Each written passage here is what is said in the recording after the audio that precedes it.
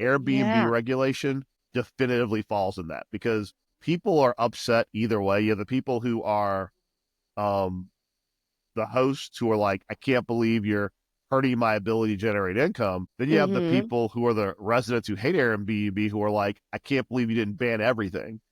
Yeah. And it's hard when you're seeing these people in front of you who are the good actors, who are doing the right thing to try and figure out, isn't there some way Mm-hmm. we can coexist? I think as a city, we've created an Yeah. environment where if you want to operate an Airbnb legally here, if you're currently Mm-hmm. here, you know the rules. If you show up, it's simple. Go look on the map. If there's an Airbnb on that block, you can't put one there. Don't buy that Yeah. house. Don't move to that area. That was my guest, New Orleans City Council member JP Morrell, discussing what it's like to be on the lawmaker's side of this Airbnb struggle that this whole season has been trying to unpack, figure out. I don't know the word to describe what we're trying to do with it, but get to the bottom of it. The reason I can't say how to describe it is because if you've watched every episode, or maybe go back and watch every episode, you'll notice that the one constant across all of them is the complexity of how to tame this I don't think it's unfair to say at this point, beast that oftentimes we invite into our cities. It's kind of like a guest that you just can't get to leave. Once they're there, we're finding from academics, we're finding from community groups, we're finding from data analysts and activists, and now lawmakers, just how hard it is to get this under control once it gets its fingers in it. And I know I feel I've said that over and over again, but it really it paints that picture. And so if you've watched the episode with the community groups, or if you're part of a community group that maybe is feeling like your city's not listening to you, that maybe you're feeling like the tourist needs are being put above the residents' needs, I think this is a really good episode for you to watch, because the council member, he's been part of this both at the very beginning back in 2012, 2014 as a legislator at the state level in Louisiana, and now he's in the fight at the city level in New Orleans. And as you'll notice, they were able to pass some pretty um, strict regulations, but part of that does have to come at sometimes feeling like a heartless lawmaker. But as he goes on to explain, whenever you're dealing with these disruptive industries, cities have to be aggressive in order to get them under control. You can never expect that if we just give you a little, you'll take that and do the right thing with it. So unfortunately, his advice to everyone out there is for cities, locations, towns, destinations, whatever you may call yourself.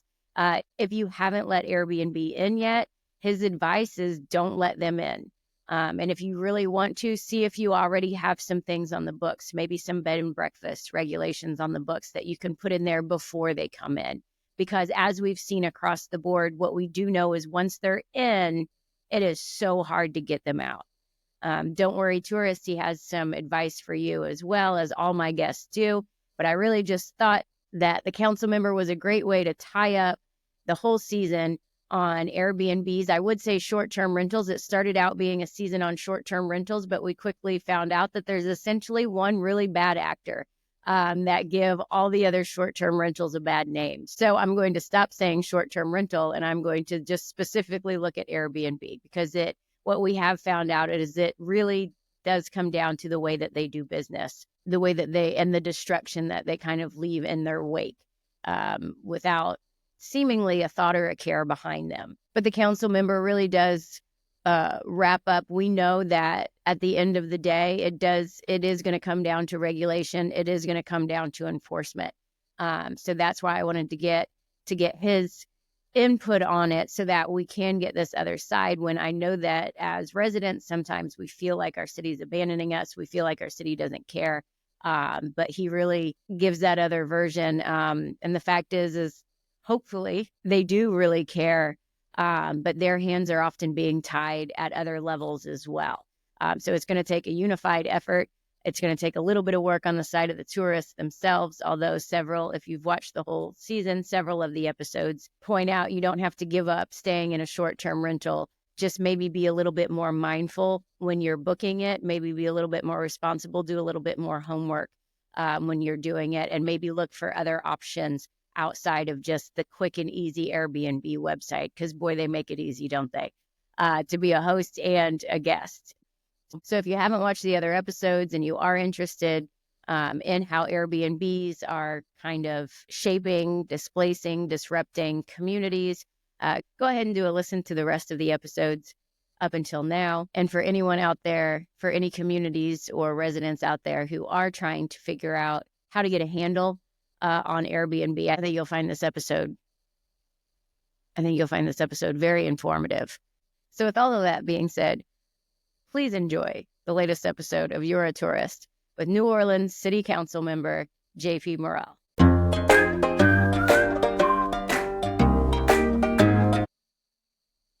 Welcome to the You're a Tourist podcast, where we get very serious and share a laugh or two about all of the good, the bad, and the ugly parts of tourism that you may or may not have ever even thought about. I am your host, Dr. Katie Dudley, and today we're going to be talking about short-term rental regulations in the city of New Orleans. A significant driving force behind these new regulations is New Orleans City Council member Jean-Paul, or JP Morrell, who throughout his career has been a relentless advocate for policies that place people first. JP was first elected to the Louisiana State Legislature in 2006, where he served as a state representative and state senator for over 13 years. And in 2021, he was successfully elected as city council member at large for the New Orleans City Council. Key legislation includes short-term rental reforms, citywide rental registry, and anti-retaliation protections for renters. Welcome to the show, Councilmember Morrell. Thanks, Katie. I'm excited to be here. All right. Okay, so it's a tourism podcast. We can't have a tourism podcast without bringing New Orleans into the conversation. You want to talk about the good, the bad, and the ugly? Y'all have had 300 years of all of that and all of the examples. All of the above, right? Well, we are a tourism mecca. I mean, like, we are the place. We always joke Mardi Gras allegedly started in Mobile, Alabama, and they always kind of have this inferiority complex with always complaining that they don't get the credit for it. And I actually went to college in Mobile as a New Orleans person, and we always used to say there's no one flying from Japan to Mobile to go to Mardi Gras, so we win. That's exactly. Whether you had it first or not, you're not known for it, so we win. So yeah, I mean, exactly. It's the city. Yeah, I actually had students in my intro to tourism. I like to give them small towns and make them do a little bit of a tourism audit, towns that are wanting to get known. And I had a group do Breaux Bridge, Louisiana. I know Breaux Bridge. Yeah, it's an interesting town. Yeah, they have really good boudin, which is like stuffed sausage, and they're very famous for it. Yeah, I mean, the whole state kind of, every little town has like their thing, and because I was in the legislature for a decade, like all those senators were always like selling their town's thing. So like I know little tidbits about every town in New Orleans, and like Natchitoches, Louisiana, which is in North Louisiana. The entire town has this ridiculous Christmas theme pageant they do for the whole month of December, where every single house, every single thing in the entire town is covered in Christmas lights. So, well, at least you have the buy-in there. Yeah, I think it might be one of those like Hallmark movies where if you don't do the Christmas stuff, they come after you. But the entire town is Christmas. Yeah. Small towns, you'll get shamed out of it. Or shamed into it, I guess. Shamed into it, right. Yeah, but that's what I said when they were saying, I guess it was, they try and say that they're like the crawfish capital or something. Yeah, that's everyone claims that in southeast and west Louisiana, everyone's the crawfish shrimp capital of the world. Yeah. And that's what I was saying. I was like, well, I said, but have you heard of that town? And they said, no. I said, what town have you heard of in Louisiana? And of course, everybody, New Orleans. And I was like, yeah, everybody tries to take a little piece of it, but it's really hard when you're up against New Orleans. It's true. It is. It Yeah. makes the legislature super interesting because whenever New Orleans asks for everything, they're always like, "You guys have everything. Why do you need anything from the rest of us?" And it's like, "Well, our tax dollars do go up to you, then we have to get them back." So, but That's true. it Yeah. is. I remember when I was in college, there's all these different towns that are like within 100 miles of New Orleans, and it's so Hmm. funny because everyone's like, "I'm from New Orleans," and then they'll run into a New Orleans person. They'll be like, "No, I'm from Slidell," and I'm like, "You're not from New Orleans. You're like 30 minutes outside New Orleans."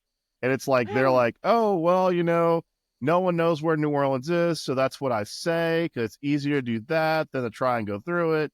And it's like at that point, Hmm. you're just like, "I I hear you. I get it's your shorthand, but when you're back in Louisiana, people from Louisiana don't claim they're from New Orleans at that point. Oh, I'm from Slidell. I'm not from New Right. Orleans." And it's like, all right, okay.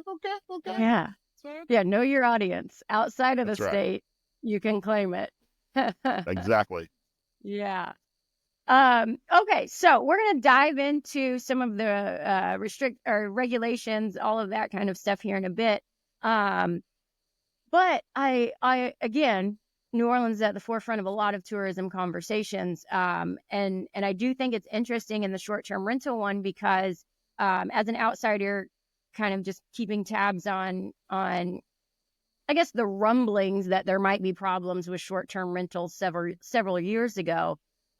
New Orleans seemed to be one of the first places that was kind of sending up the warning signal of, hey, these things may be good, there may be good aspects to them, but they're taking over large parts of the city and starting to see negative impacts. So you're on that side of it, and then now here in 2024, you're kind of on the forefront of trying to put those regulations in place to try and get a handle on those.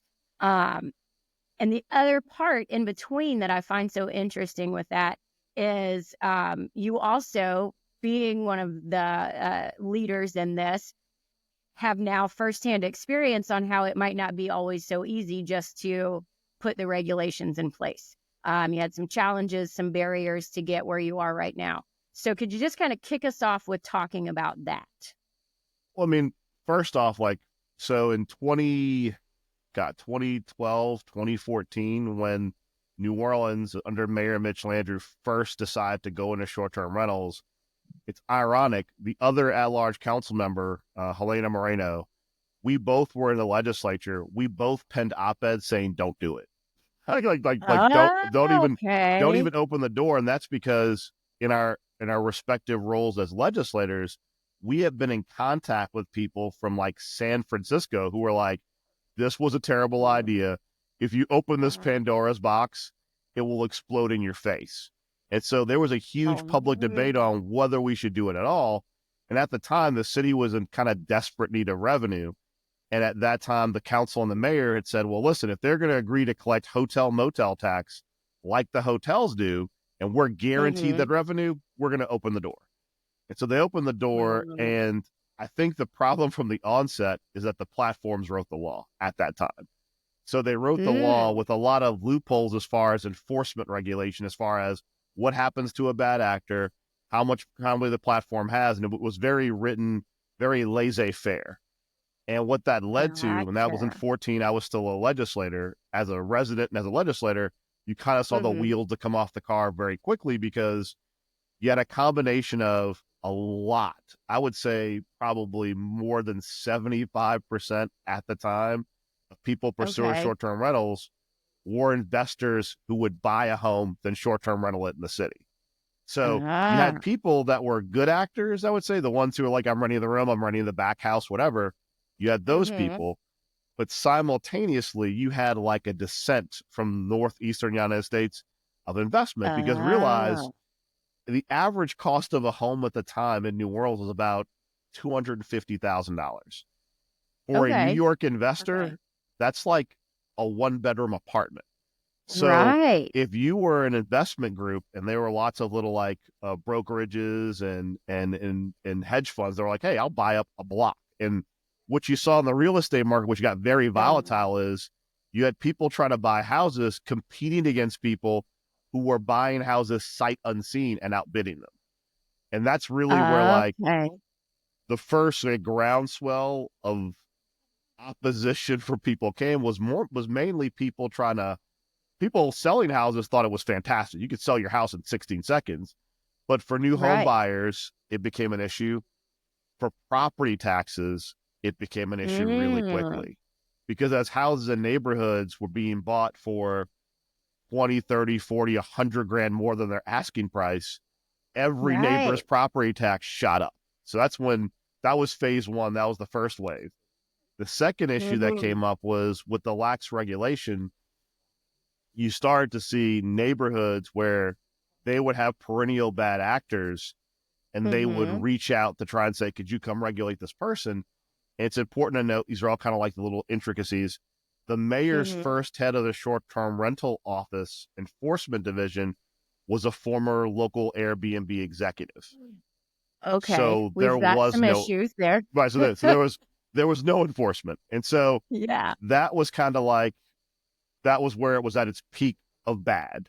Um, Okay. the previous council of this one came back in 2018, 2019, and Mm-hmm. they tried to like figure out a way to better regulate Airbnb.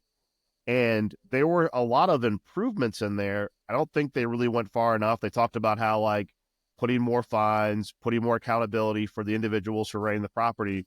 But Mm-hmm. the two large problems were one, the regulatory piece on the city still was not happening. It was still not happening. Okay. And so no matter what rules they put in place, like no noise at a certain hour, bringing your trash, if there's no one enforcing it and it's being operated by an out-of-state person with a management company, they just don't care. And Right. the other big issue is that there still was no ability to try and cap how many were being created. So those issues for Okay. homeowners trying to buy a home or someone whose neighborhood they were being priced out literally by property taxes didn't address any of that. Yeah. So then in the midst of all that, Mm-hmm. some of the individuals did not like that process filed a lawsuit challenging that new process they had created. And that was a federal Okay. lawsuit that we walked into as the new council coming in. And in an Oh. effort to head off that lawsuit, we created a much more robust regulatory scheme that was guided by a previous decision from the Fifth Circuit Court of Appeals. And that's where we Oh. were. A judge came back, and that was March of, I want to say March. He came back and said by March of this year, we had to finalize a regulatory scheme, which we did. And then Mm-hmm. ultimately in August, we like won that case, and now our process stands. The big things we changed was one, like Mm-hmm. a lot of cities that have kind of struggled with this, we create a lottery Mm-hmm. system. So we kept how many short-term rentals by one Oh. per square block. So like if you're on a block, it's not the Okay. block face, it's like the whole square, like Ford Streets block. Mm-hmm. One per square block with two Okay. exceptions that where Mm-hmm. basically individuals who previously operate or want to operate could go to the neighborhood and say, hey, I want to continue operating or operate a new one. And the neighborhood could weigh in on it with some objective criteria. That was really Okay. hard because, like, basically, we went in, everyone was kind of like ban it or do one per block and be done with it. The challenge for the Mm-hmm. new council coming in is that the people running them showed up, and a lot of the Mm-hmm. people who showed up were people who were like, I can't afford my property taxes. I can't afford my insurance. I have fixed income. I'm a retiree. This is really Mm-hmm. how I'm going to like stay in my home. And the Okay. council, for the most part, was pretty sympathetic to that because someone who's been operating under the old law from 2012, 2014, Mm-hmm. who that's become part of how they like make ends meet, it's very hard to be a heartless legislator and just be like, well, screw you. You don't have a house anymore. Like, it's Right. hard to do that. So we Yeah. kind of had this moment where we kind of just said, listen, here's what we're going to do because you have to follow the law. We can't give preference. You can't just say, I'm going to protect the locals. If you're a local with the house, you can keep it. If you're not, you're out. The Mm-hmm. Constitution doesn't allow for that. That violates the Interstate Commerce Clause. So a lot Oh, of okay. municipalities that are looking at this, you can't protect your citizens and say, if you're Mm-hmm. a local with an Airbnb, you can go out of state, hedge funds, you can't do it. You literally Oh. can't. you can't differentiate between the two. You have to make the policy for everyone. And so whether you were out of state or in Yes. state, if you were a good actor and your neighbors were okay with it, it created a path to Mhm. doing that. That was very controversial. And Okay. that has been playing out since, like I said, since August. And ultimately, and this was like a 2 or 3 weeks ago, we closed that Mhm. door too. We basically said that if you were someone who sought those exceptions and you got it, great. If you're someone who's in the process of getting those exceptions done, great. Mhm. Going forward, we closed the door on that, I want to say on the 19th of September.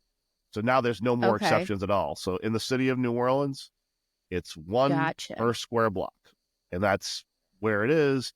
And we closed that door because a lot of the people who were those good actors who had previously operated, they had kind of gotten in that window.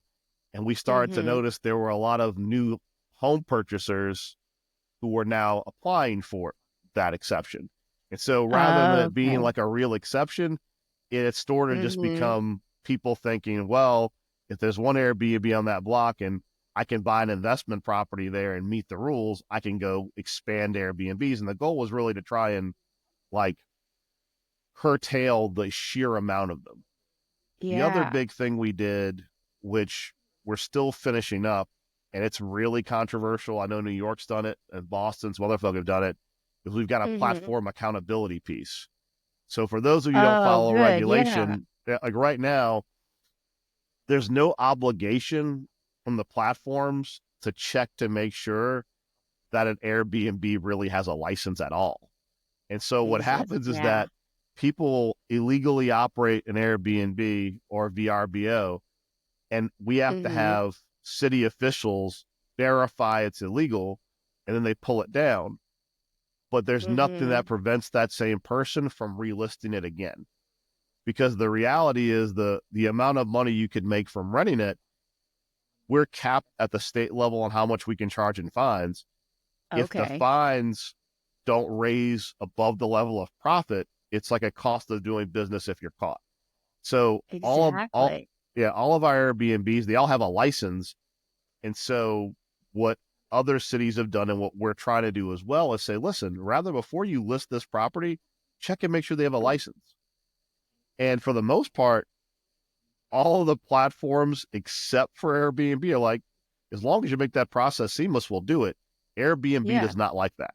They do not like having to check first because Yeah. remember, their profit is if it's rented, they make their money. If later on that Right. rental is an illegal rental and the neighbors hate it and it's a bachelor party with someone like throwing bottles at windows or whatever, as long as that Yeah. property is rented, that's their profit. And so they have been the most difficult group to deal with because being disruptive as an industry, they just don't believe laws apply to them. And so whenever you make a law, they Mhm. spend a lot of money with straw lawsuits. Like the lawsuit we faced for years was funded by them.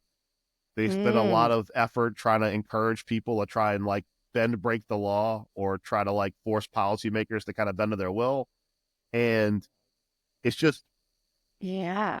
there is a universe where STRs can coexist with everyone else, as long Mhm. as they kind of follow rules that are basically common sense stuff. But it's always Mhm. difficult to regulate an industry where the largest kind of platform capture of it does not want to be regulated. And that's really what we've dealt with Right. across all city councils. Yeah, because it is so yeah, so Airbnb clearly doesn't care what happens to communities and things like that that they go into. But that's what I've kind of heard from other guests too, is not only is it that is it's so you say that the city has people, it's their responsibility to go out to make sure that they're legal and all of this other stuff, but they also hold their data very tight. And so you can't, it's hard for you to make a decision that you can't back it by the data of how many there are and all of this stuff. Have you how did you get the data? How did you Well, come up with the ideas, I guess, for the regulations? I mean, Those might be two very yeah, different well, no, it, questions. I think it's important. Like historically, when they did the first version of our STR regulation that the platforms Airbnb helped write, the carrot Mm-hmm. they put out there was, if you give us friendly regulations, we will share data. Then they didn't. Oh, okay. And they basically Oh, created so many backdoors and loopholes, they never had yeah. to produce that data. The challenge they have, and really how a lot of smaller cities, because we're not New York, New York can like really dig into it, but like with Sure, smaller yeah. cities, what happened is we got smarter about scraping their data from their advertisement. And I say that because Oh. because if we know, for example, in the city of New Orleans, we have 2,000 permits and they're listing Mhm. 10,000 units, we know we have a problem. And that's really Yeah. what started to happen 2016 through 2018. We're like, wait a second, they're not even pretending to go through what was a pretty easy process to get a permit. People would just listen to their properties and Airbnb would just listen to them. And I think Yeah. that previous council tried to tighten the regulation while not fighting with the platform. And I think Mm. what we realized is there's no way to fix this without fighting the platform, because Yeah. previous councils were like, we don't want to get sued. And once we got sued, we're kind of like, well, screw it. If we're going to get sued, let's just make the courts tell us what we can do and what we can't do. And ultimately, when Yeah. the Fifth Circuit took their first brush at the law, they were like, listen, if your regulations apply to everyone equally, whether they live here or don't live here, we don't care. Mm-hmm. You could ban the whole thing, you could let it all go, but as long as you don't differentiate between the guy from Colorado who owns a house and the guy from, Mm-hmm. Gentilly in New Orleans owns a house, don't care as long as it's equal. That was the green light to, okay, then we're going to regulate them. And Yeah. that's kind of where we've been at. It's been very helpful as a smaller tourist destination to have Mm-hmm. the larger cities fight the fights. Because I'll tell you, like when it Oh. came to the platform accountability piece, we were much more comfortable forcing Airbnb to Mm-hmm. take accountability and check those permits, because larger cities with a lot more money than us had already had that fight and won. And I think previous Gotcha. councils were kind of leery to do it because I mean, New Orleans is New Orleans, but our city, New Orleans, Orleans Parish, Orleans County, where our city is located, you're talking about Mm-hmm. 400,000, 450,000 residents, period. That's not Yeah. Okay. Houston. That's not New York. That's not Denver. Wow. I mean, that's not even Nashville. Like it's tiny.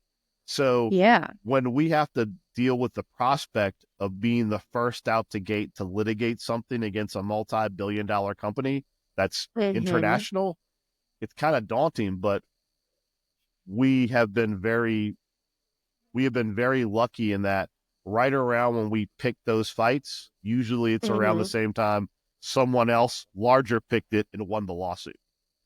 Gotcha. And so then you're talking with them saying like, hey, we want to come in behind. Right. Yeah. I'm just thinking of, yeah, other places that are just kind of starting this fight of paths to do. I mean, Yeah. it's a lot about like not reinventing the wheel. I mean, Because especially like our Airbnb is good at coming out and stopping that every time. right. I mean, like they are very good. Especially the biggest problem you're going to have as a city regulating Hmm. Airbnb is that Airbnb is very intelligent. They go to the state first, because what'll happen is, like, for Mm. example, like you said, you look at Louisiana, no one knows Mhm. anything in Louisiana other than New Orleans. Right. The challenge is at the state level at our state legislature. New Orleans is like 15 15% of the legislature, like Senate, House. 15% on a good day of our representation can do anything up there. So what Airbnb Okay. does is they go up there and they go, hey guys, I can tell you how to make a lot of money off New Orleans. Make sure this is as deregulated as possible. You don't care. You don't live there. Preempt them Yeah. from doing laws to do certain things. Now, New Orleans is very lucky in that we're governed by a home rule charter, which in our Constitution protects us and allows us to do zoning stuff, and the state can't preempt us. But like the early years of Mm. Airbnb, I remember, for example, Councilmember Moreno, when she was a rep, she tried to pass a law to say Airbnbs had to have fire extinguishers and exits, because we had an Airbnb early on where it bursts into Mm-hmm. flame and a person had to jump out a window to get out because Oh, the God. fire exit was not really an exit. Airbnb Oh. killed that. They killed that and said you do not have to have fire extinguishers in Airbnbs. You don't have to have exits at the state level Yeah. because they were like, there's no Airbnbs in Bro Bridge or in Natchitoches. Why do Yeah. you care about what's going on in New Orleans? So like the early fights, there were a whole lot of L's Yeah. because the state level, they were like, we don't care. We're getting our tax revenue. I mean, Sure. there were a lot of legislators who owned Airbnbs in New Orleans. So they were like, I don't want to regulate Oh. this.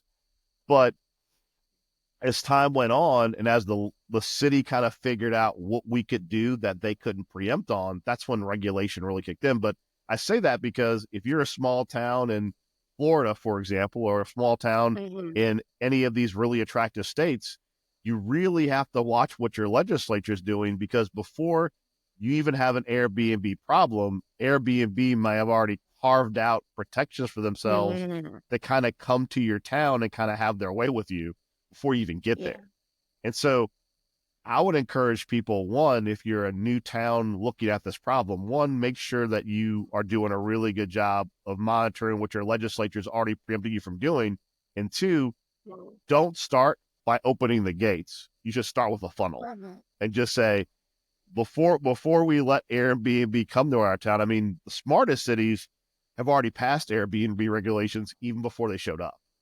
Because it's far Okay, good. easier. It like if you're a city and you think you're a quiet tourist destination town that looks like something Airbnb might expand into, just pass Mm-hmm. regulations in advance.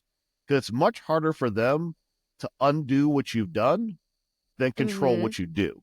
Because it also makes it much harder because the public can pay attention. When the public is happy you've passed these regulatory laws saying we're going to do one per mile or one per square mile, or you have to have someone who lives on the premises. You can't do a whole home.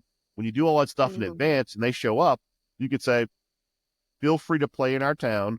Here are the rules. Mm-hmm. Because once you let them Yeah. write the rules, you end up with us with a 6, 8 year journey to eventually maybe being able to regulate them. Yeah. Yeah, because it is it and Airbnb, like you say, is so smart and knows this, is the actual symptoms don't show up until it's too late. And so, yeah, so by the time residents are feeling the hurt, they're already in. And it's almost like mold. Like once you see it, it's You wake there. up one day and it's, I mean, honestly, the smartest jurisdictions, they just go look at their bed and breakfast laws and they just update it to include Airbnb. Because they're usually in Okay. most jurisdictions, there's a lot of inherent caps. Like you don't want a bed and breakfast, you don't want 3 per block. So there's a lot of different Right. rules regarding that. And for a lot of cities that really want to be preemptive, they just go in their code and go, okay, a Airbnb is more like a bed and breakfast than a hotel. Let's look at how we Mm-hmm. regulate bed and breakfasts, like as commercial properties, like what are the requirements? And if a residence wants to host people, like for example, bed and breakfasts have to have a trash contract. They have to, you know, watch certain hours of operation as far as noise, lighting. Mm-hmm. Just take those laws, create an Airbnb law, and then create the nuances that affect a residential property. But I mean, there's ways you can Yeah. mitigate before they show up. And it puts everybody in a level playing field. And more importantly, like the hardest thing for us is once residents, actual constituents start to become Airbnbs, then you've got an Mm-hmm. inherent constituency to advocate for Airbnb, which they're very smart about too. They make it very Yeah. seamless to become an Airbnb host. You get Yeah. used to that revenue operating. I mean, one of the interesting things is when we first started changing the law with the new council, we started to get a host of like angry emails and calls from people. And they would call the Okay. city yelling about, you're affecting my business. Well, what the permit office Mm-hmm. started doing was going, you've never had a license. And so Yeah. they would show up to those houses and go, well, you owe us, you're saying you've been operating, excuse me, for Appreciate. several years as an Airbnb, you've never pulled a permit. So no. And Oh, so like yeah. it made people realize, wait a second, I'm harassing the city for regulating something that I've never truly tried to be regulated. Yeah. Yeah, that's where I get, and maybe you can shed some light on this. Because it does almost seem like, especially once, Airbnb dangles that carrot of we'll pay taxes, we'll pay the hotel occupancy tax. So once you're starting to do that, it does to me look like then they're operating as businesses, and cities are zoned residential, business, tourism, things like that. So how is it that it has been that these entities can be working as business? Because if I want to just start a hair salon in a residential neighborhood, that I can't do that. So like how do they get around that? How do they get around the zoning? It's super interesting because it's very Mm-hmm. similar to like how it's very similar to Uber. So Okay. every city has robust regulations regarding taxis. Like our taxis have to Yeah. have all these different notifications posted, have to have a separation between them and the passengers, have to carry commercial insurance, have to be younger than 8 years as a car. And then you have Mm-hmm. Uber. It's like, I've got a 1992 Corolla and a cell phone, and I can go be an Right. Uber. And as Uber, the company tells these taxi drivers, your income is 1099. You're responsible for reporting it, not us. You're operating a business. Mm-hmm. Hey, did you tell your insurance company you're driving an Uber? Because if you're driving an Uber, you're driving your personal car for a commercial purpose, which invalidates your insurance.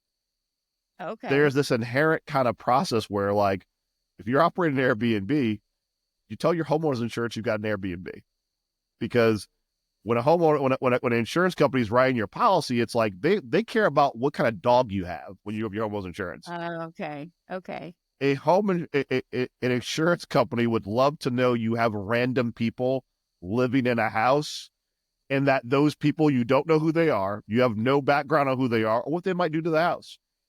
I Yeah. say all that because all those questions are valid, and when you start to scratch them too much, you realize that it's just a commercial venture where they put all the liability and problems on the host, and they don't have to deal with Mm. any of it. Because remember, Airbnb gets their pass through cut from connecting two people. All the Yeah. problems that can happen with your property or your car, they're on you. And so, to your point, Airbnb would say, well, if you put too many barriers up, there won't be, it'll be difficult for these hosts. And there are some that Mm-hmm. are like, I mean, we had a lot come to the council that are like retired couples where the cost of higher insurance because of hurricanes in Louisiana, the cost of more insurance, property Mm-hmm. taxes, inflation, they need that Airbnb to stay in their house. But they Yeah. use those people and their stories as like the front for the other 75% that have none of those problems. Yeah. And it's like, I mean, it makes it very hard, and it requires a certain degree of heartlessness as a regulator to be like, Mm-hmm. I hear you, and we're trying to figure out a way to make everyone whole. But Mm-hmm. at some point, you have to pull the band-aid off. I mean, that's kind of how the last thing we left to try and accommodate people that were negatively impacted was that exception language for 2 extra per block. And the moment Mm-hmm. we saw that that was becoming a new mechanism for Airbnb to push new expansion, Mm-hmm. we pulled that band-aid off almost immediately. So Gotcha. so you have to be, with all these disruptive industries, you have to Mm-hmm. be almost overly aggressive, because they're not like a traditional industry like home builders or like restaurants, where if there's a problem, it's like a misinterpretation or miscommunication, like, oh, I started serving alcohol while my permit was pending, that kind of thing. Oh, Like, yeah, like yeah. new restaurant owner, I'm very excited to have a new restaurant. I applied for my alcohol permit. I didn't really understand. I had to wait till. Those are like misunderstandings that you can educate people on. When you see people who know there's a permit requirement for an Airbnb, Airbnb says, you don't need that permit to go on my platform, wink, go ahead and make that money. Oh, you got caught. Well, how Oh, much money did you make this week? You made $1,500. The fine's 500. Do the math. Maybe keep renting that yeah. property. unless you're overly aggressive and show Yeah. people that it's not worth the hassle, that's what Yeah. hurts them. I mean, what we're looking at right now, which is kind of a bigger regulatory step, which other jurisdictions have looked at as well, is do you potentially criminalize operating illegal Airbnbs? Like, do you actually make it a minor Mm. offense? And the reason why that's interesting is because this is what Airbnb, this is the kind of thing Airbnb hates because it's kind of creative. Out of the 7 council members in New Orleans, 4 are lawyers. So we're a little like Okay. more aware of how this works. But if you criminalize even on a minor level, let's say it's a criminal misdemeanor, if you Mm-hmm. criminalize operating Airbnbs illegally, then you put Airbnb in a much different posture. Because if you criminalize Yeah. Yeah. illegally operating Airbnb, if you have a Mm-hmm. requirement that Airbnb check the permits and they list an illegal property knowing it's illegal, that's Mm-hmm. RICO. That's a RICO case at that point. And those are the kind of Okay. things like you don't normally have to go to that level with an industry, but Yeah. with some of them, you kind of might have to if you can't get them to be regulated. Exactly. Yeah, because exactly like what you say is if you are soft or you think that they're going to work with you or anything, really all they're doing is just getting you in the position they want to and then get a step ahead again. Because that's even whenever you were talking about the residents can do an Airbnb on the block or something. I feel like they could figure out how to get around that real quick. Right. Yeah, and get residency. They're just, yeah. It, it's So, it's it's it's it's crazy. There's a reason why they have such highly compensated lawyers because they're smart. I mean, yeah. to be clear, you're not dealing when you're dealing with these larger disruptive companies, you're not, it's like Mhm. you're dealing with like Bond supervillains. You're not dealing with like Mm. a guy who's trying to like when you're dealing with a bad actor, this is not the level of a stick up artist or an armed robbery. These are like world dominating Bond supervillains. And so you can't look at law or regulation like there's a simple fix. There is never a simple fix. Especially like I said, Um, once they've kind of gotten into your community and they create a mhm. constituency of your residents, your voters Yeah. who now want that, it's really hard to figure, especially when every time you're doing reasonable stuff, they are sending Mhm. out emails and calls and campaigning to vilify you like you're trying to steal their houses. Like literally every time we Oh. change something, remember, they've got this whole constituency, all their emails, all their phone numbers. Hell, they'll go out and text people who use Airbnbs who live in the area and Mhm. go, do you want this regulation to go everywhere? Like they are very Oh. sophisticated.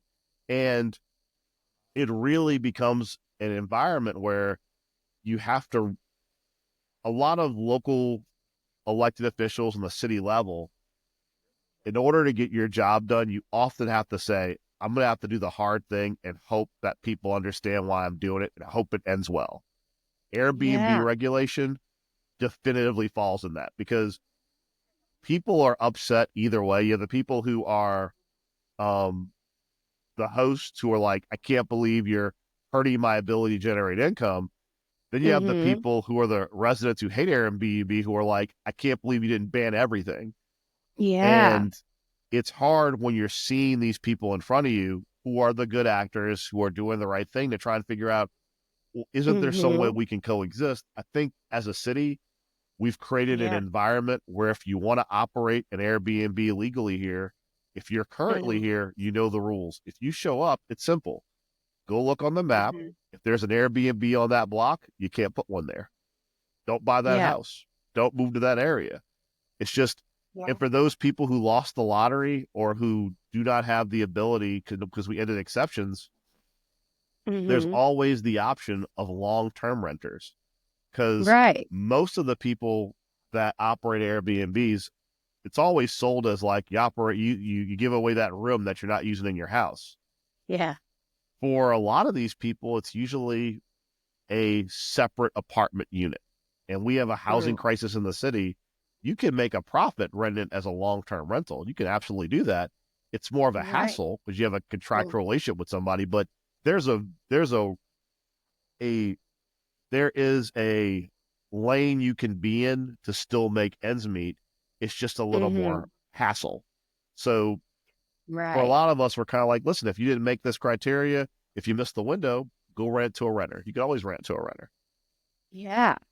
And like you say, in cities all across the country, we're having housing crisis and shortage. So you will get a renter, but you Yes. will then have to act like a landlord. I hear this from every group that I've talked to, whether it's academics, whether it's community groups, it is something that everybody now is aware of what Airbnb does, and they put that little old retired woman out front saying, I'm doing this to keep my house, and trying to pull on the heartstrings, like you say. So you already have to get past that and realize that is maybe the smallest percentage of what it is.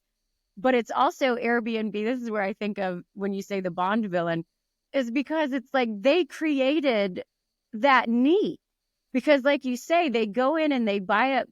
Airbnb doesn't, but the Yeah. system, they buy up the house and jack up the property tax. So it is almost to the point where you do have to feel bad for these folks because they didn't ask to be put in this situation, but now they have to because the cost of living. Can you just, and I know that you probably do know exact numbers, but like give us a ballpark. You said houses were about 250,000 back in 2012. Like what's the average cost now?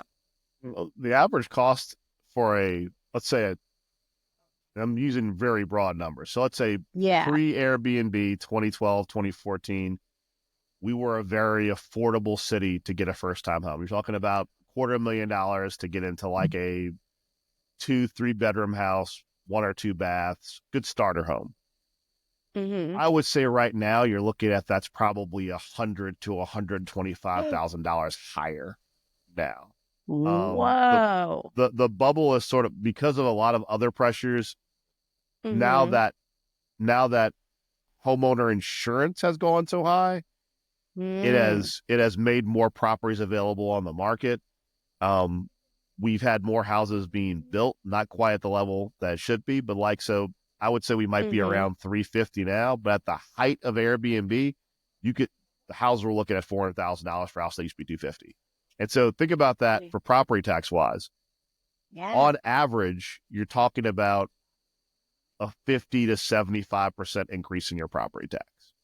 And if you're an older Why? person or you're a person with lower income, it's close to fixed income, and Yeah. let's say your house is mortgaged, that means that that amount Mhm. then gets built into your mortgage and gets accrued over the course of the year, which could end up being 100, 200 extra bumps a month on your mortgage, depending on how high that increase was. Because I mean, remember, you Yeah. have people. So in Louisiana, we have a homestead exemption, which exempts the first $75,000 of revenue from a sorry Okay. of home value. So if your house is worth 250, the first Mhm. 75 gets lopped off because of homestead exemption. Oh, okay. So depending on how much that property went up, it could be 200% of the increase of your property tax. So I mean, there were people who Yeah. literally Airbnb would come in their neighborhood. And the worst is we had some blocks in Treme, which is right above the French Quarter.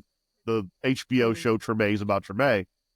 We had blocks in Treme where there was Mhm. 1 or 2 residents left because the Oh entire man. block had been bought up. Now imagine if Yeah. when you think about the increase in property value, once you Mhm. start to see properties getting bought up on your block, the value goes up and up Yeah. and up because as the block becomes more desirable, as adjacent to the French Quarter, it's middle of the New Orleans culture and community.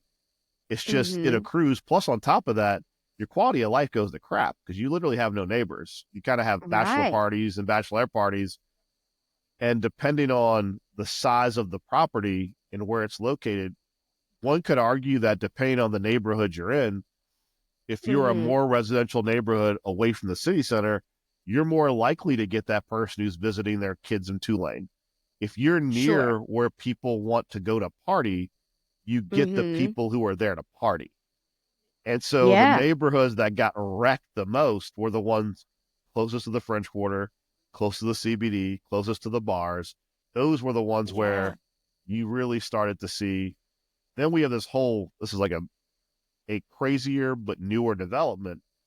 Okay. You have a lot of high school age people who would get adult straw people to rent Airbnbs to throw house parties. Oh, And Jesus.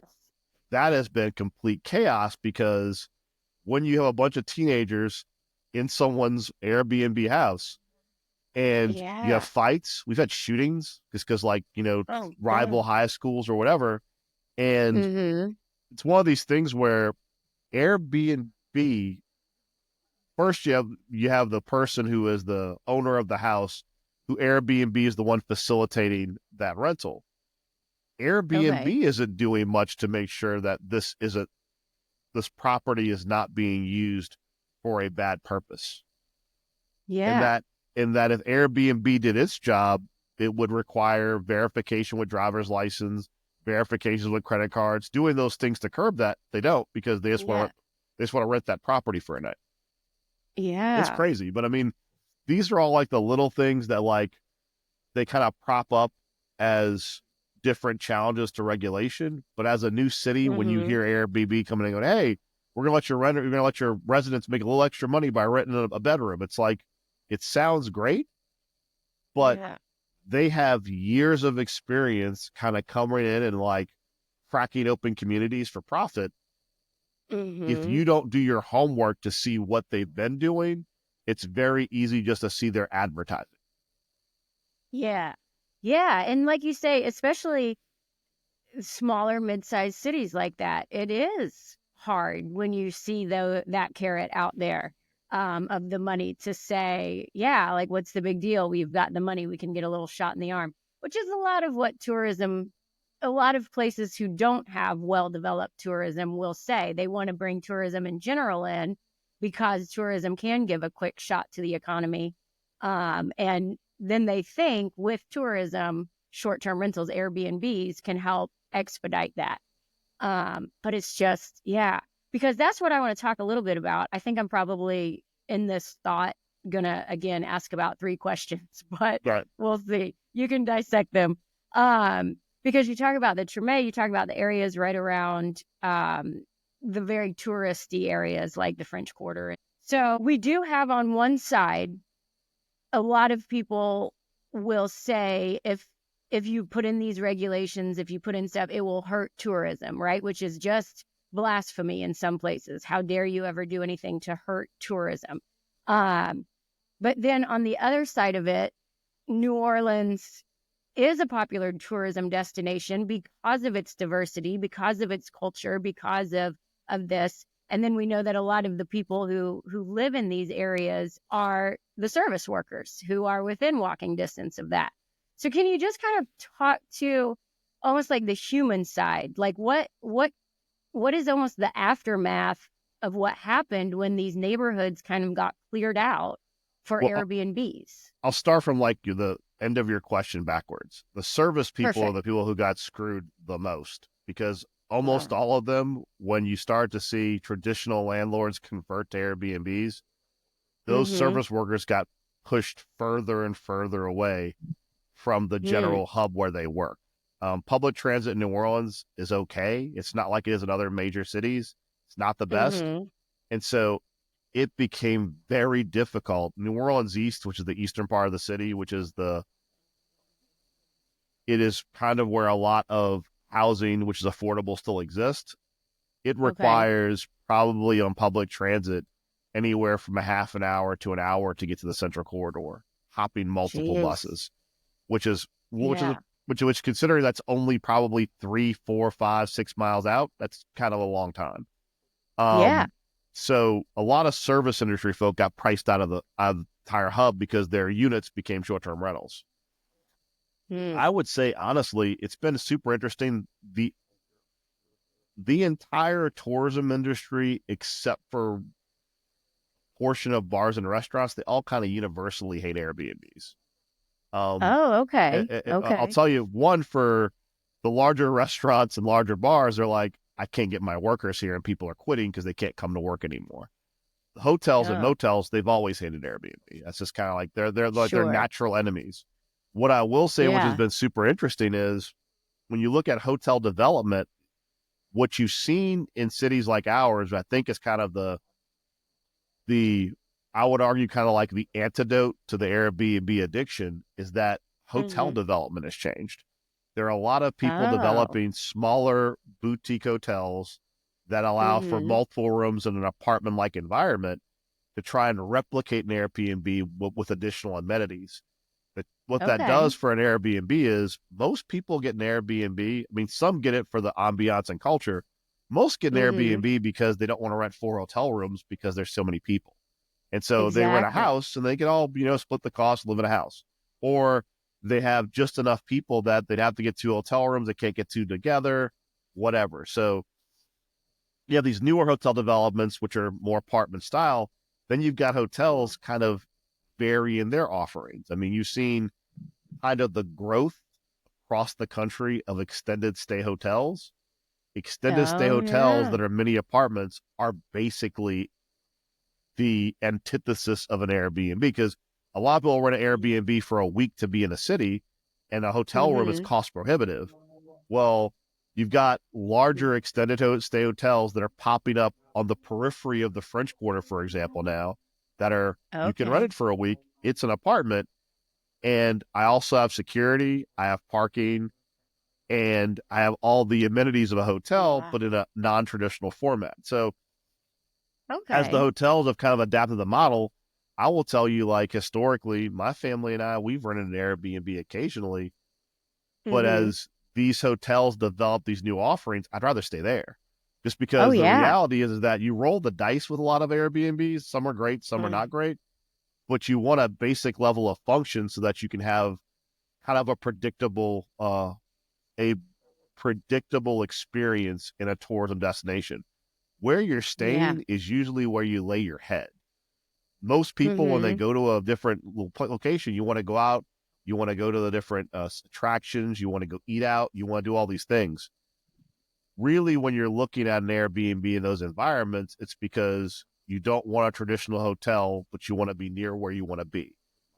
Yeah. I think that's probably Airbnb's biggest problem, is that I think the hotel industry is like, if we can't beat them, we can change our model to be more competitive. Yeah. Between the fact that, like, I think a lot of cities you've seen in your coverage, they are beginning to see kind of the negatives to Airbnb, and they're starting to make them compete on equal footing with hotels. They fall apart. I mean, if you Oh, make yeah. Airbnbs meet the basic criteria of bed and breakfasts, like if you make someone who's got a whole house Airbnb have a garbage contract with a garbage company because they can't use city trash like a resident does for their commercial level Hmm. garbage, that eats your profit immediately. It's kind of where you saw Uber start to have problems. The moment insurance companies started dropping drivers, the moment drivers realized that Uber pays you, but they don't pay you for the wear and tear on your car or your gas, then it's like, well, how much money am I making? And so, like, Yeah. once reality starts to set in that the people who are using the platform, they truly are absorbing the cost, and the profit margin is much smaller for them than Airbnb itself. I've had a lot of Hmm. people, well, a lot, let's say a dozen or so folk who were Airbnbs that became bed and breakfasts because they were like, wait a second, if I operate in this Yeah. actual traditional model, if I can write off all those costs because they're now a business, this Oh, makes a lot more yeah. sense. Yeah. So I think that's interesting. Yeah, that we haven't really talked about with the other ones is that could be a way to help break down Airbnb's control over the hosts and their organizing of the host of the education piece of, look, here are these other pathways that you can do that as people start getting more strict on the regulations, it might actually be a better pathway for you. Yeah, because Yeah, I you're wouldn't even have 100% thought right. about that. Yeah. Well, I mean, Uh, like I said, the as an attorney, The Mm-hmm. homeowners insurance piece always fascinates me because Mm-hmm. when you look at Uber, one of the big ways they make profit is they have a commercial insurance policy for an Uber vehicle, but your Mm-hmm. insurance has to pick up the first dollar to trigger Uber's insurance, which it never will because no one has a commercial policy on a car. Oh, What I find interesting yeah. is no one really covers like what happens when someone burns down your house when it's an Airbnb. Like when you go to Yeah. your insurer, if they find out you were renting your house and it was for a commercial purpose and it was a residential Ah, policy, they can literally go, not covered, and you're just toast. that And no is a one talks about gamble. that. It's a huge deal because, I mean, the reality is neither Airbnb nor Uber, they don't background check the people renting your house. I mean, there was Mm-mm. a while where I used to have conversations with friends from other jurisdictions, even when I was a legislator before I became a council person. In California in particular, they were telling me, man, we're a new problem we're having is people are doing like pop up drug dens and Oh, brothels yeah. because you can literally say, here's a location, we're open for 2 or 3 days, then we disappear. And it became very I weird know. because it's like, how do you regulate that? How do you go, hey, check this box to make sure you're not doing this for, for a crime? And it's like, you Right. really can't because obviously a criminal is not going to self report. But the Yeah. reason why I started to surface as an issue is because people who were the host would show up and go, holy crap, what happened to my house? But no one did the follow Yeah. up of, well, who paid to fix that? Because Airbnb isn't. They're not, that's not their No. responsibility. And when you call Yeah. your homeowner's policy and go, hey, I have to report our hot tubs are destroyed. We found syringes, in our couch. And they're going to be like, what was going on at that property and why do we have to cover it? It's just Yeah, interesting. exactly. That is, yeah, or like a meth lab blow up or something Right. like that. Like, my gosh, I yeah, mean, I'm sure I'll admit that's probably an outlier, but for the person yeah. that happens to, I mean, you've seen this is much more of a New York problem than a New Orleans problem, but like the people who go into an Airbnb and then they squat, which has been a huge issue across the Mm, country. Because the I thing didn't is know that that. so basically Oh, most jurisdictions, after you've been in a property for longer than 30 days, you become a okay. renter. And so what people are Okay. starting to see around the country is someone will come into an Airbnb, they'll sit in there and they'll rent it for a week Mhm. or 2 weeks and just not leave. And an Oh, unsophisticated no. homeowner will be like, I need to go call the cops, whatever. And the cops go, well, depending on the area, New York, California have a lot of renter per renter laws. We can't remove Yeah. them because, you had an agreement and now you have to, and depending on when that attachment happens of them converting from a renter from a hotel room operator, you don't have a Mm-hmm. hotel room, you have a rental that you're renting for a shorter period. It could become a Yeah. nightmare. I mean, it could become you had a person come to an Airbnb and then you now have to evict them in a traditional eviction Yeah. procedure. And I mean, it's a nightmare. And all those And things that it's, happen, yeah. Airbnb always goes, well, that really sucks. We're really sorry. But they don't Yeah. actually help you. Once that rental is done, they've rent that 2 weeks, Airbnb has made their profit. Your relationship with Airbnb is limited to them just making sure the money changes hands. That's it. That's it. Yeah, you're on your own now. And exactly. And the people who are then serving as the host or own the place, probably, I don't know. I wouldn't say a majority, but a lot of them, yeah, have never been a landlord, have never had to deal with this, have no idea where you would even start to be like, I need to get these people out of my house. Yeah, I And mean now it's this it's whole thing. it's really interesting when you look at some of these stories because like the people who do this, who are like the Mm-hmm. squatters, they're serial squatters. Like they do this Oh. over and over again. And Mm-hmm. the challenge is that they know how long it'll typically take to get someone out the property. They know how long it'll take for them, how much litigation will be involved. Mm-hmm. And it just is interesting because for someone who's looking for a business opportunity, many people who've gone this would say it would have been cheaper to pay them to leave because once you hire a Oh. lawyer, and so it's like, it's just interesting how there are always like grifters who evolve with whatever technology offerings there are out there. Yeah. I know. I think that a lot. When I see that people do that, I'm like, man, sometimes I wish I had a little bit more of a mind like that, because I can Yeah. never be 3 steps ahead No. I like mean, some people are. it's always interesting that like, it's just, it's always interesting that when people enter these kind of different industries or if different kind of Hmm. business opportunities, not enough people do the research of what it actually entails. That's all. Yeah. I mean, like, it's like, I think it's interesting when I look at jurisdictions that are kind of like new to Airbnb, how naive people can be because all they've seen is the curated ads Airbnb has Mm. on, Amazon Prime or Netflix or something. Like they see the ads of like, Yeah. be a host, make a little extra money. They don't see, and your neighbor will hate you because there are people vomiting in their Hmm. yard or doing whatever. I mean, there are Yeah. cases where honestly, we never get complaints about the people renting a room. Typically, when you have Oh, people okay. doing that traditional Airbnb model of, I rent my back room, I rent like, my apartment that lacks a bathroom or a kitchen, which makes it not an Mm. apartment. My mother-in-law suite. Those people, Hmm. because they live with their people they're hosting, we never get Mm. complaints about those people because the reality is if you're living with someone who's staying with you, that person's not going to be loud. That person's not going to be drunk, like wrecking anything. Right. You're like watching them. Whole home is where we have almost all of our problems, where there is no one present or there's a token person present who they're there for like an hour or two a day to make sure the place isn't wrecked. That's where the Yeah. problems tend to arise. Yeah. And especially because and I think this is, and of course, other people use short-term rentals for all different kinds of reasons, but it is when we talk about tourists are going someplace to be a different person than they would be at home. That's just in general tourism. And so you're going to let your hair down. You're going to maybe party a little harder than you would at home and stuff. And those are the ones going to these unhosted places. So yeah, well, you put it together and you can kind of see where an eruption could happen a lot. Yeah, I mean Um, it's for a new world. That's why Bourbon Street exists.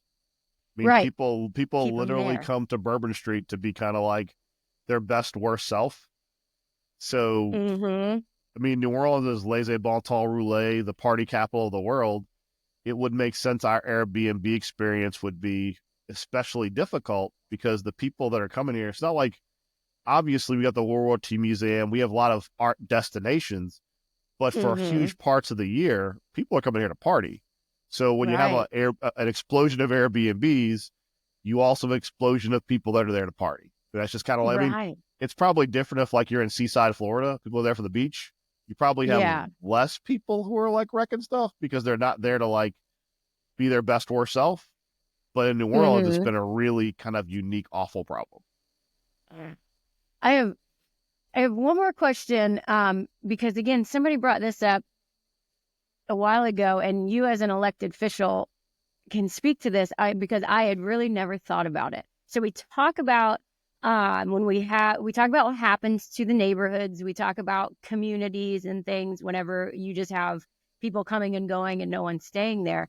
But let's broaden that out then into constituents and voting. And like, I feel like, if you are representing a certain area of the city and your population has gone down, right? Because nobody lives there. Have you seen how does this Well, I mean, make things weird, for us, for lack of a better word? for renters who work in the city, it's been more like they get hyper compacted in the areas that are still affordable. I will tell you that Mm-hmm. generally speaking, as an elected official, when Mm-hmm. Airbnb as an industry goes south, really the easiest thing is if you want to get reelected, the easiest thing to do is just to ban them because your voters almost always Mm, hate Airbnbs and the people gotcha. operating Airbnbs are a fraction of the voting base.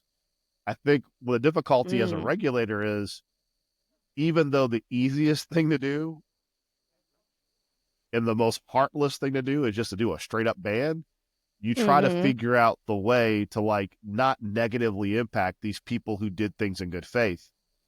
Mm. That is the space where Airbnb lives, because they take those people Oh. who are the ones you're trying to protect and they Mm-hmm. use them as the cudgel to keep the entire thing wide open.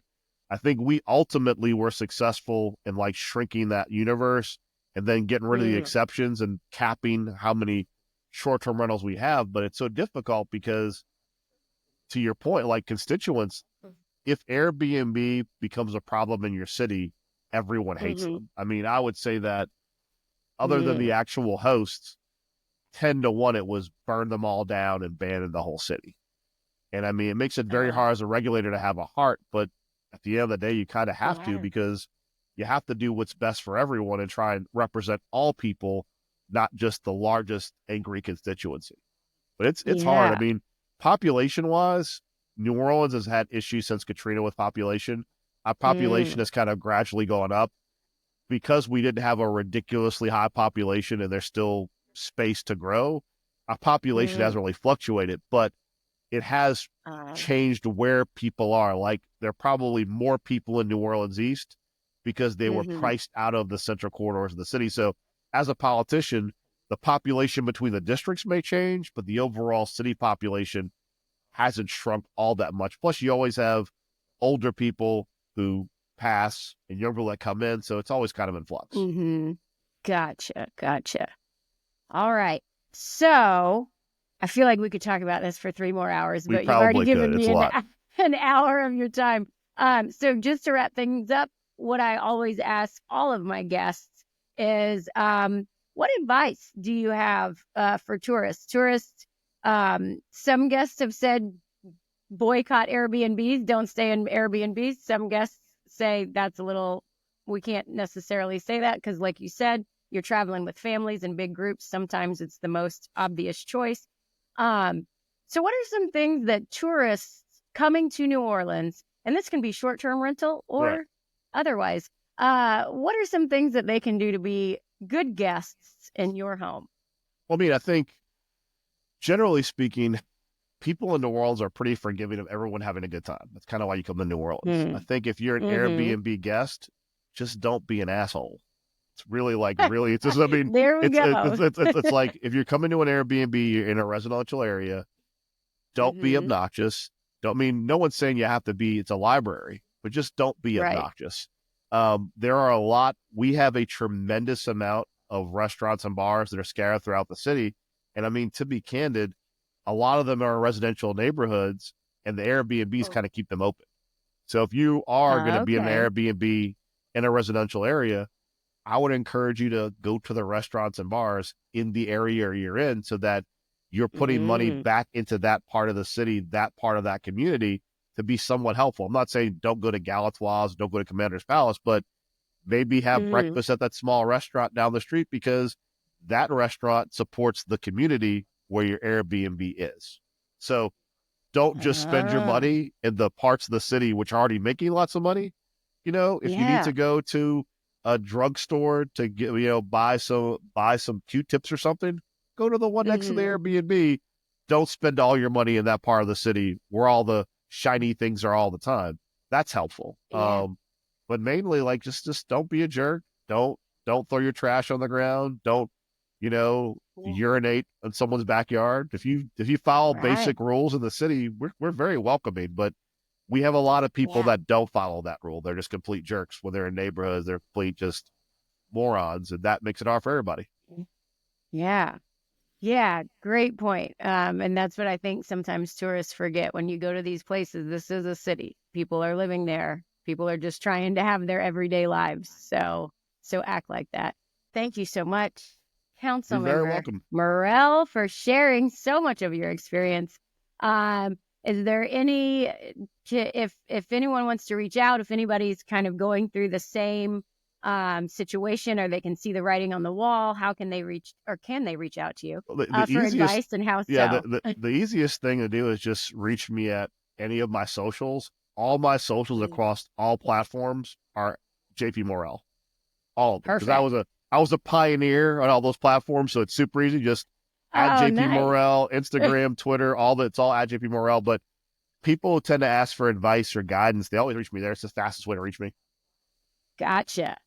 All right. And so for the listeners, for all things tourism, go ahead and like and subscribe to this podcast wherever you listen to podcasts, and or follow us on Instagram and TikTok at You're a Tourist. And remember, you can call yourself whatever you want, but at the end of the day, you're a tourist, and it's okay. The first step to getting better is admitting it.